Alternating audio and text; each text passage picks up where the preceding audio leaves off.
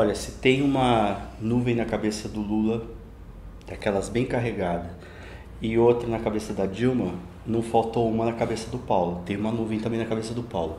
Porque essa semana que passou foi realmente, definitivamente, uma semana pesada. Talvez a pior semana do Paulo, acho que ele não vê a hora de acabar, porque foi pesada. Ajuda aí a gente a fazer a linha do tempo dos acontecimentos. Segunda-feira teve o que, Neta?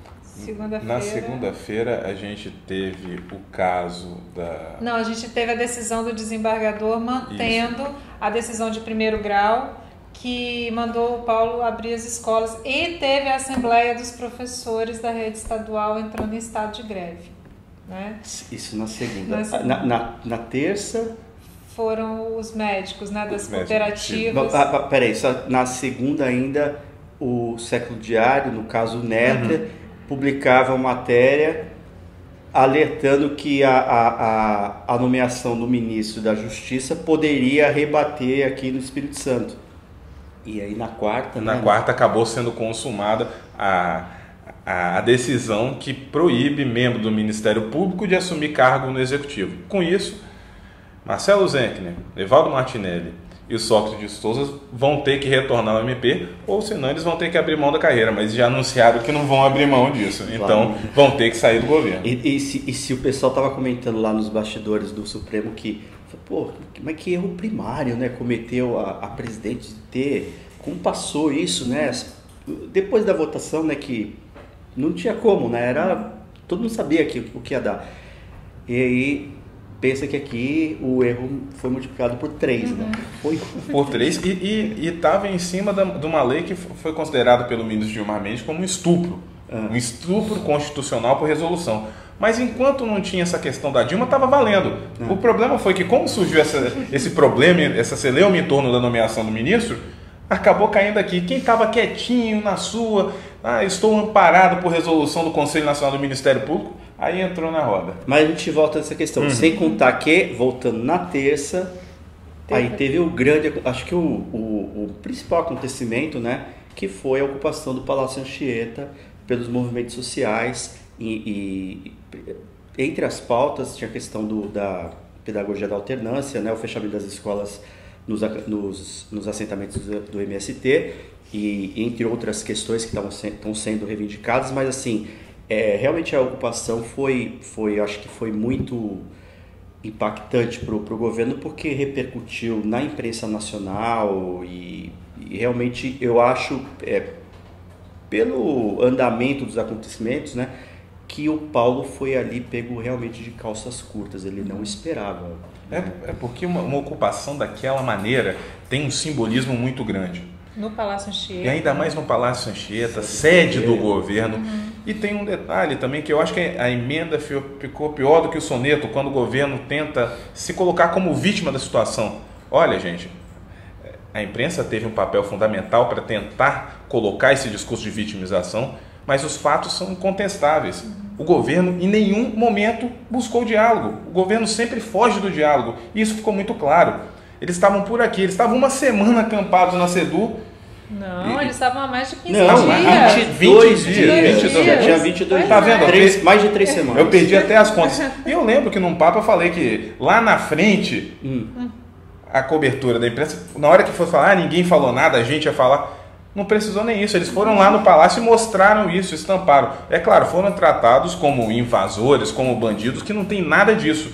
Porque eles foram esquecidos lá no Eles foram esquecidos. CEDU, né? E outra coisa, o governo tentar jogar isso para discussão nacional não tem o menor sentido isso.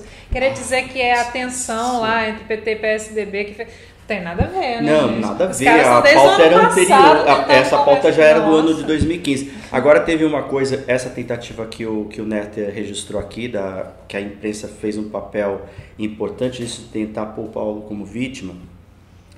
O representante do MST que deu entrevista aqui no Século Diário, o Adelso, ele foi muito claro em esclarecer uma questão. Ele falou assim, só ocupamos porque o governo quis, porque não houve o diálogo. Se houvesse o diálogo, se houvesse a sinalização do governo ao menos, porque nem sinalização houve, se houvesse a a demonstração que o governo queria o diálogo, não haveria ocupação. Ele deixou isso bem claro. Quer dizer, depois o governo tenta inverter e faz, mas como? Sempre fui surpreendido porque sempre quisemos o diálogo, buscamos o diálogo. Isso não é verdade, né? Mas, no mínimo a gente tem que registrar isso, deixar isso bem claro. Isso não é verdade. Eles estavam há mais de 3 semanas lá naquele estacionamento, como o Neto falou, esquecidos. Ninguém teve, o Haroldo já tinha ignorado, e como a imprensa, a chamada grande imprensa capixaba, também os ignorou durante todo esse tempo, e como se nada tivesse tratado, deixa eles lá, vamos tocar o barco. Acabou que a hora que a imprensa teve que entrar foi da pior Você forma. vê que não tem como, né? Uma hora a coisa estoura e aí não tem como você esconder, não tem como mais você abafar, né? A decisão do desembargador, né, foi na segunda-feira e isso foi sendo represado, foi sendo represado e tal. Aí, quando chegou na sexta-feira, não teve jeito, os jornais tiveram que dar. Porque já vem essa pauta da educação sendo colocada. Vai chegar uma hora que você não vai ter como mais blindar o governo. Não tem como. É um debate que está na rua. A gente tem uma outra coisa que a gente pulou aí nessa ordem cronológica, eu ia falar, que era a sessão especial que o deputado Sérgio Magés e o deputado Enivaldo dos Anjos propuseram na Assembleia, que foi barrada pelo governo. Que aconteceria no dia 9. O governo que tanto gosta de debate, né? E tratorou, né? Tratorou isso. Não, e isso desmente aquilo que o Haroldo e o Paulo falaram na época do Escola Viva, que falaram assim, se o Escola Viva trouxe uma coisa boa, foi o debate. Lembra? Sim. Não querem debate. O maior erro deles foi trazer o debate da educação. Até porque a gente viu o desempenho do Haroldo quando ele foi numa audiência pública e né, foi difícil de segurar. E falando em coisas que ficam tentando esconder, a mídia exerce um papel fundamental. Essa semana também teve a decisão do Tribunal de Justiça reformando a sentença de primeiro grau que havia absolvido o governador e mais 7 pessoas da acusação de torrarem 25 milhões no Poço Fantasma. O famoso Poço Fantasma. O famoso Poço Fantasma. A sentença de primeiro grau, a gente acompanhou esse caso desde o início, a sentença não tinha sequer analisado as provas, já tinha absolvido e pronto. Chega no tribunal, o tribunal fala, não, vai ter que analisar sim. E agora o Paulo volta a ter, porque a questão quando para os adversários políticos, a improbidade, as ações de probidade chegam a quase como uma culpa. Uhum. É aquela espada no pescoço. Agora quem está com a espada no pescoço é ele. Agora é interessante, só um parêntese aí, que a gente tem que lembrar que tudo isso começou... Você vai fazer isso, né? Você vai lembrar disso, pô. A gente tem que destacar que isso tudo começou com o deputado Euclério Sampaio, né? Você entregou o cara. E hoje o Arthur Guedes de primeira hora. Se ele pudesse voltar atrás, você lembra aquele vídeo que ele levou do Poço Fantasma? Ele pegou uma van e levou o gabinete inteiro dele com faixa lá, que ele fez aquele carnaval todo. Temos que reconhecer, excelente trabalho. O trabalho dele foi excelente. Então, a gente agora, usa aquelas imagens até hoje. Ficado complicado, né? E esse é um assunto muito sério. Paulo, que gosta de apontar o dedo na cara dos seus adversários, coloca toda a estrutura do judiciário, pela primeira vez ele se vê numa situação. Mérito para o Tribunal de Justiça, que reformou essa decisão.